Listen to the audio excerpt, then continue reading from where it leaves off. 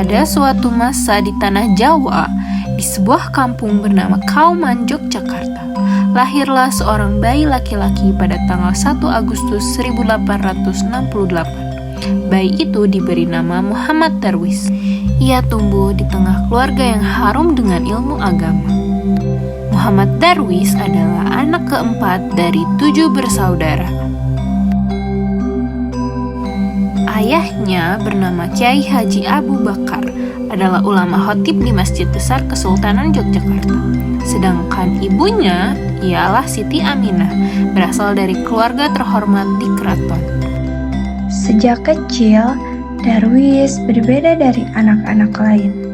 Ketika teman-temannya sibuk bermain layangan dan berlari di ganggang sempit Kauman, Darwis lebih suka duduk di rumah, membuka lembaran mushaf Al-Quran yang diwariskan ayahnya.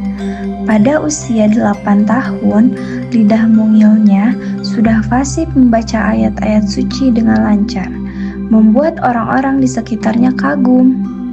Hari-hari Darwis penuh dengan belajar. Ia menimba ilmu di pondok pesantren Kauman, tempat para santri berbaris rapi mengaji setiap malam. Ia tekun, tidak mudah lelah, dan selalu haus akan pengetahuan. Bahasa Arab, ilmu agama, dan pelajaran lain ia pelajari dengan penuh semangat. Gurunya sering berkata, anak ini kelak akan menjadi cahaya bagi umatnya. Tahun demi tahun berlalu hingga Darwis menginjak usia 15 tahun. Pada usia yang sangat masih muda, ia memutuskan menempuh perjalanan jauh.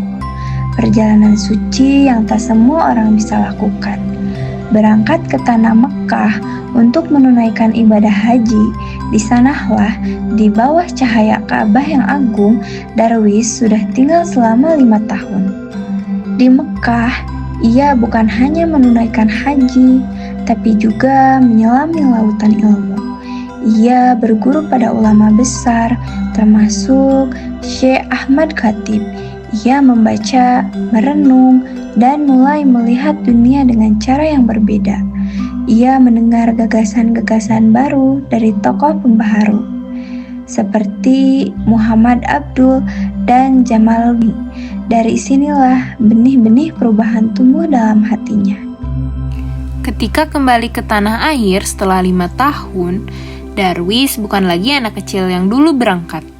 Ia sudah menjadi seorang pemuda dengan pemikiran besar. Ia mengganti namanya menjadi Ahmad Dahlan, tanda lahirnya babak baru dalam hidupnya. Meski masa kecilnya penuh dengan belajar dan perjalanan panjang, justru dari situlah terbentuk pribadi yang tekun, cerdas, dan peduli pada masyarakat. Ia melihat banyak orang hidup dalam keterbelakangan, dan ia merasa terpanggil untuk membawa cahaya ilmu agar umat Islam bisa lebih maju. Dari tekad inilah kelak lahir organisasi besar bernama Muhammadiyah pada tahun 1912.